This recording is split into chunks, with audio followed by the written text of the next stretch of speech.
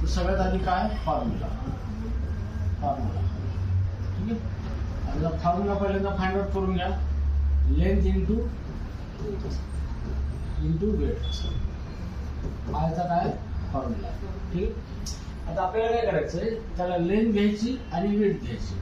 पण प्रॉब्लेम काय की तिथे लेंथचं युनिट पण घ्यायचंय पण युनिटमध्ये आणि वेटचं पण युनिट घ्यायचंय. ओके, याच्यामध्ये मग आता यूज केस मध्ये काय होणार, आपल्याकडे 2 युनिट आहेत. ओके, युनिट किती आहेत, 2. एक आहे सीएम म्हणजेच काय झालं, सेंटीमीटर. ओके, आणि एम म्हणजेच काय, मीटर. म्हणजे हे काय झाले आपले 2 झाले, ठीक आहे. ना आता आपल्याला काय करायचंय, सगळ्यात आधी युजरला मेसेज द्यायचा आहे. ओके, की एंटर लेंथ आणि enter height. Okay, fmt.println enter height of rectangle.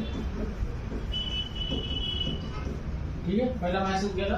आता ती हाईट आपल्याला एका व्हेरिएबल मध्ये घ्यायची, ठीक आहे. तो समजा व्हेरिएबल ऑलरेडी डिक्लेअर केले आपण.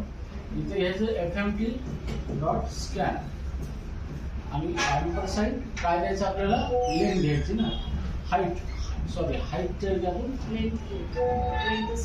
हाईट आणि विड्थ आहे ना, असं नाही ना, हाईटच्या कम्पेअरमध्ये विड्थ आहे ना, विड्थ हाईट आणि विड्थ.